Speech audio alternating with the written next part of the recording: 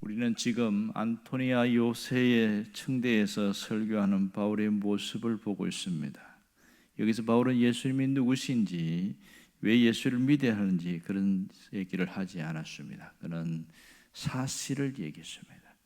그러니까 자기의 경험에 기초한 사실을 얘기인데, 이 바울의 설교의 특징은 두 가지가 있습니다. 하나는 자기 고백적인 설교인 것을 말하고 있습니다.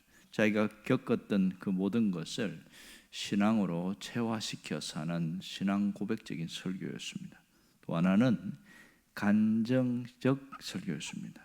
그러니까 자기가 실제 경험한 것에서 그것이 신앙으로 완전히 회복된, 하나님이 어떻게 하시는가, 하나님의 뜻을 깨달은 그것을 간정적 설교다, 이렇게 표현합니다.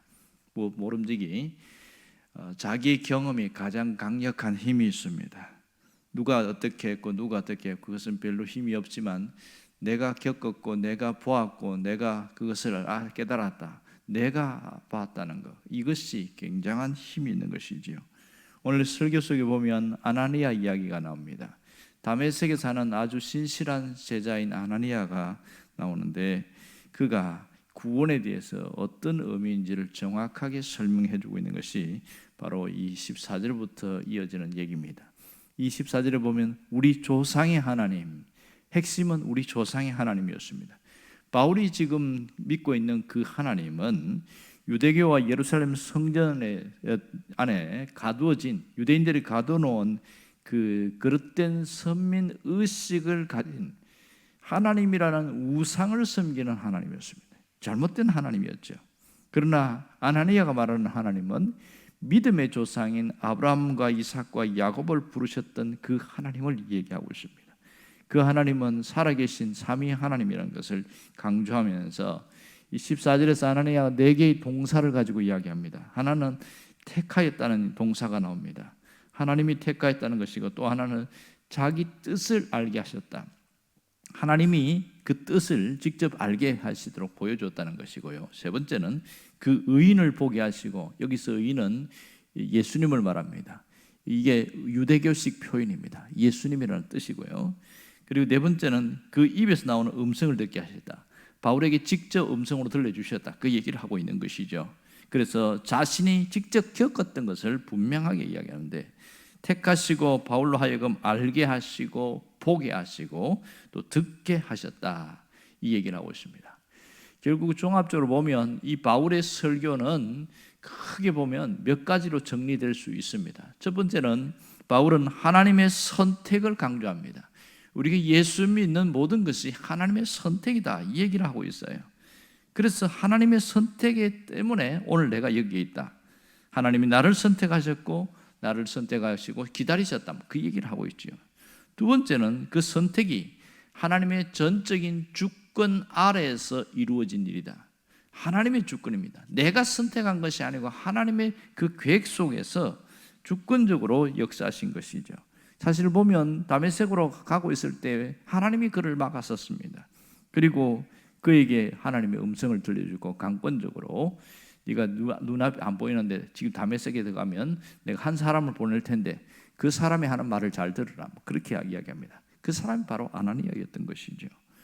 이렇게 하나님의 주권적인 선택에서 끌려가게 됐고, 세 번째는 그 선택은 집단적인 것이 아니라 개인적이라는 겁니다. 오늘 보면 하나님이 너를 택하여, 이렇게 얘기합니다. 너를 택하여, 아주 개인적인 거죠. 선택은 개별적입니다. 이 바울이 이것을 깨닫고 나서 갈라디아 1장 15절에 이렇게 말합니다. 그러나 내 어머니의 태로부터 나를 택정하시고 그의 은혜로 나를 부르셨다, 이렇게 말합니다. 어머니의 태에서 나를 택정하셨다. 이 어마어마한 예정 교리를 이야기하고 있습니다. 그러니까 자기가 이렇게 부르심은 지금 다메섹이었지만 사실은 어머니의 뱃속에 있을 때부터 하나님 나를 선택했다는 얘기를 끄집어내고 있습니다. 그리고 네 번째로는 이 선택은 자격이 없는 나를 부르셨다고 고백합니다. 내가 자격이 있어서 하나님 앞에 부르심 받은 게 아니라는 거죠. 하나님이 선택하시고 그 뒤에 자격과 능력을 주셨다, 이 얘기를 하고 있습니다. 이게 놀라운 겁니다. 그리고 마지막으로 이 선택은 구원의 문제를 넘어서 사명의 문제라고 강조를 하고 있습니다. 바울을 하나님이 쓰시는데 어디까지나 하나님이 사용하시기 위해서 하신 것이죠. 이 선택과 예정은 달라요. 예정은 구원의 문제입니다. 바울이 말하는 대로 어머니 뱃속에서 나를 구원하시기로 계획하셨다. 이게 예정이에요. 선택은 직접 다메섹에서 하나님이 그를 불러낸 겁니다. 이것은 사명의 문제다. 이렇게 이야기하는 것이죠. 15절에 보면 분명하게 그 사명의 문제인 것을 강조하고 있는데요. 네가 그를 위하여 모든 사람 앞에서 네가 보고 들은 것에 대해 증인이 되리라. 이게 하나님의 사명입니다. 모든 사람 앞에 증인이 되게 하시겠다. 오늘 우리에게 주는 신앙적 메시지가 있습니다. 그것은 우리가 각자 모든 사람 앞에서 하나님의 증인으로 삼으시기 위하여 선택되었다는 것이죠. 하나님이 우리를 각자 집단적이 아니라 개인적으로 선택하셔서 하나님을 보게 하시고 또 각자 하나님의 말씀을 듣게 하신 이유가 바로 이겁니다. 우리에게 하나님이 미션, 사명을 주시기 위함이라는 것을 말하고 있습니다. 바울은 이 비밀을 깨달은 다음에 에베소 1장에서 분명히 말합니다. 그리스도 안에서 우리를 택하사 이렇게 말합니다. 그리스도 안에서 우리를 택했다. 하나님의 목적이 분명히 나와 있는 것이죠. 그리고 그 선택하신 하나님이 사명을 주셨다. 내게만 사명을 주신 게 아니라 믿는 모든 자들에게 사명을 주셨다. 이렇게 말합니다. 바울이 받은 사명은 뚜렷합니다. 21절에 보면 바울의 사명이 정확하게 나옵니다. 나더러 또 이르시되 떠나가라. 내가 너를 멀리 이방인에게로 보내기로리라. 이렇게 말씀하세요. 이방인을 보내는 것. 그러니까 이방인을 위하여 선택되어진 자가 바울이었던 것이죠. 그는 이쪽이 길리기아 다소에 그게 태어난 것과 또 가말리알 문화생에서 그 공부를 한 것, 이것이 하나님의 계획 속에 있고 하나님이 그걸 위해서 또 하나님이 준비하신 것을 볼 수 있습니다. 특별히 바울은 굉장히 지성인이었습니다. 지식인이었어요. 그리고 유대교의 정통한 신학자였습니다. 그렇기 때문에 아마 이 사람들이 바울을 더 죽이려고 애썼을 겁니다. 갈릴리의 어부 같으면 무시해버립니다. 그렇지만 워낙 뛰어난 학자니까 무시할 수가 없은 거죠. 그의 영향력이 대단하기 때문에 그런 겁니다. 오늘 여기 보면 예수님께서 직접 말씀하신 게 나오는데 내가 너를 이방인에게 보내리라. 바울은 이방인을 위한 이 선교사라는 것은 누구나 다 알고 있지요. 하지만 이 바울이 거기에 그치지 않고 어쨌든지 할 수만 있으면 자기 동족인 유대인에게도 복음을 전하려고 굉장히 애를 썼습니다. 그러다 보니까 무슨 일이 있냐면 핍박이 굉장히 많아요. 바울의 선교 사역에 보면 1차, 2차, 3차 선교에 보면 엄청난 핍박이 있는데 그 모든 것은 누구냐면 유대인들이었습니다.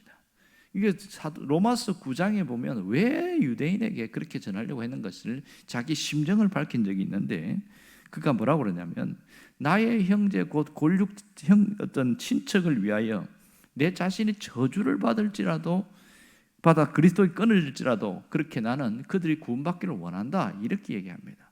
그런데 이 유대인들이 안 믿거든요. 철저하게 핍박합니다. 그래서 더 고통당했어요. 어떤 분이 그런 얘기를 해요. 만일 바울이 하나님이 주신 그 사명 이방인에게만 전하기만 했다면 이러한 엄청난 핍박은 없었을 것이다. 왜냐하면 이방인들은 전하면 전하는 즉시 그대로 흡수해 버립니다. 믿고 그냥 완전히 달라져요. 거기에는 핍박이 없었습니다. 유대인들에게 집요하게 핍박이 있었고 고통이 있었던 것이죠. 그런데 그런 얘기가 있습니다. 그만큼 하나님이 주신 사명을 따라 살았다면 덜 고생했을 텐데 이런 아쉬움을 말하는 표현도 있습니다. 하지만 바울의 심정이 우리 동족들도 믿어야 한다는 그 마음이 있었기 때문에 핍박을 감수하고서라도 나는 해야 되겠다 이렇게 해서 여기까지 오게 된 거죠. 오늘 우리에게 해야 될 일은 분명합니다. 그것은 바울의 고백처럼 충성하는 것이죠. 디모데전서 1장 12절에 보면 그렇게 이야기합니다.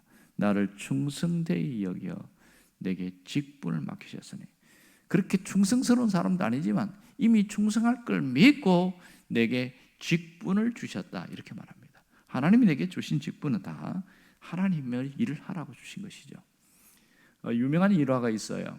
로마의 콘스탄티누스 대제의 아버지 콘스탄티누스 1세 이분이 있을 때입니다. 이 보니까 로마에 안에는 이 고위 관직들, 정치 지도자들이 예수를 믿는 사람이 너무 많은 거예요. 근데 그 아버지는 그게 그렇게 보기가 싫은 거예요. 그래서 한 번은 칙령을 내렸습니다. 예수를 믿든지 관직을 그대로 유지하든지 둘 중에 하나만 해라. 그렇게 이야기했어요. 근데 이제 이 콘스탄티누스 1세가 생각하기로는 그러면 이 관직이 얼마나 중요합니까? 이걸 버리면 직장 자체가 없어지니까 뭐 녹봉도 없고 그렇겠죠. 그래서 예수를 포기하고 관직을 유지할 것이다 이런 생각을 했는데 상당수의 사람들이 관직을 버리겠습니다. 저는 예수님을 선택하겠습니다. 이러면서 관직을 버리고 고향으로 다 떠나버린 거예요. 이 콘스탄티누스 대제가 깜짝 놀랍니다. 콘스탄티누스 1세지요.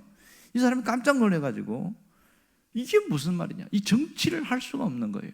그들이 없으니까, 신하들이 제대로 없으니까 돌아가지 않는 거예요.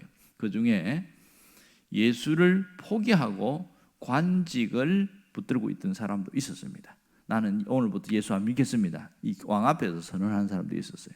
근데 이 왕이 이때부터 고민이 빠진 거죠. 이거 어떻게 해야 되겠냐? 한참 고민을 하다가 그가 역으로 뒤집었어요.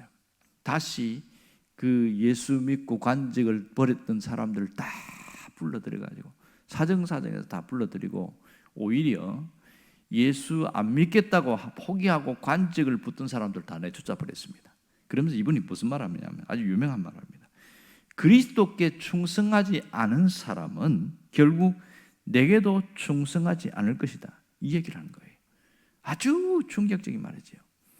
관직이 소중하고 중요해서 예수를 포기한 사람은 이 사람이 콘스탄티누스 1세가 볼 때 그리스도께 충성하지 않은 사람들은 눈치를 보면서 하는 것이 진짜 나에게 충성하는 게 아니다. 이러면서 내쫓았다는 거예요. 이런 유명한 일화가 있습니다. 오늘 우리는 하나님이 주신 사명에 충실하려고 애를 써야 됩니다. 그 사명이 되게 거창한 게 아니고 하나님 나를 선택해서 예수 믿게 했을 때에 하나님 저마다 내게 준 그 어떤 뜨거운 마음이 있습니다. 뭘 하라고 내게 뭘 하라고 하나님 주셨어요. 그런데 어떤 현실에 매이다 보니까 환경에 매이다 보니까 그 일을 하지 못하고 현실에 끌려다니는 때가 참 많습니다.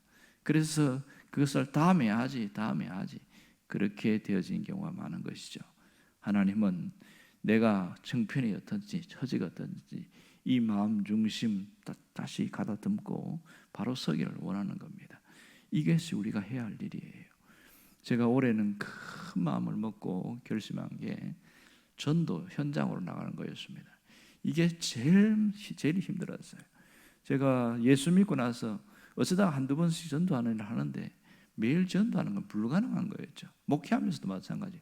설교도 할 수 있고 양육도 할 수 있고 다른 건 다 하겠는데 현장 전도는 그렇게 어려운 겁니다.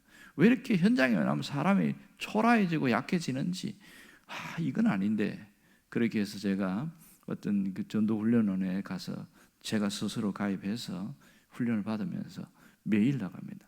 40일 전도 작전 1차 끝나고 어제까지 2차 끝났습니다. 오늘은 40일 전도 작전 3차에 들어갑니다. 내가 이것을 몸에 붙을 때까지 끝까지 해보자. 매일 나가는 거예요. 매일. 그리고 나서 전도 보고서 써서 또 올리고 일을 하는 겁니다. 그러니까 한 80일 됐잖아요. 두려움이 없어졌어요. 사람에 대한 두려움이 없었어요. 옛날에는 저 사람 보면 저 사람은 안 믿을 건데 내가 스스로 판단해가지고 아예 외면해버리고 안 가고 그럽니다. 물론 지금 전도 주면 됐어요. 그러고 아주 그렇게 외면하는 사람 많죠. 그런데 그런 데 대한 두려움이 없어지더라고요. 이것도 하나님이 내게 주신 일이다 하고 뭐를 밀어붙이니까 달라지기 시작하는 겁니다. 그리고 전도 메시지를 준비해서 그렇게 마음에 또 외치고 또 그렇게 나가니까 놀라운 일들이 생기는 겁니다. 예기치 않은 사람들을 만나게 되고 어제도 만났는데 이분은 서울에서 경기도에서 아주 열심히 교회 다니는 사람인데 그러면 병이 들어가지고 여기에 내려왔는데 그래서 못 왔다는 거예요. 그렇게 교회를 이야기하니까 깜짝 놀랐어요. 우리 교회를 알고 있는 거예요. 내가 지금 병 치료받고 있는데 좀 더 회복되면 이 교회에 나오겠습니다. 이러는 겁니다. 그래서 현장에 나가면 사람이 있고 안 나가면 없구나, 이것을 제가 깨닫게 됩니다. 제가 어쨌든 할 수 있는 데까지는 계속 몰아서 해보려고 합니다. 제일 몸에 안 붙는 게 전도였어요. 이거는 40일 작정을 1차, 2차 됐는데도 몸에 붙지 않았다는 걸 제가 압니다. 어쨌든 안 하는 게 편하고 하는 것은 힘들다, 이런 겁니다. 특히 주일날 모든 에너지를 쏟아내고 쉬고 있다가 다시 현장으로 나오는 게 되게 힘들거든요. 그렇지만 나는 가야 된다, 이러면서 나온 거죠. 자, 우리가 살다 보면 내 생업이나 내 일에 묶여버릴 때가 굉장히 많습니다. 하지만 하나님이 원하는 것은 저마다 자기에게 주신 하나님의 사명이 있어요. 그 일을 잘 감당할 때 하나님이 가장 기뻐한다는 것을 잊지 않기를 원합니다. 오늘 우리가 기도할 것은, 하나님, 내 사명 잘 감당할 수 있도록 주여 나에게 힘을 주시고 또 내가 그걸 감당하겠습니다라고 결단하기를 간절히 바랍니다. 기도하겠습니다.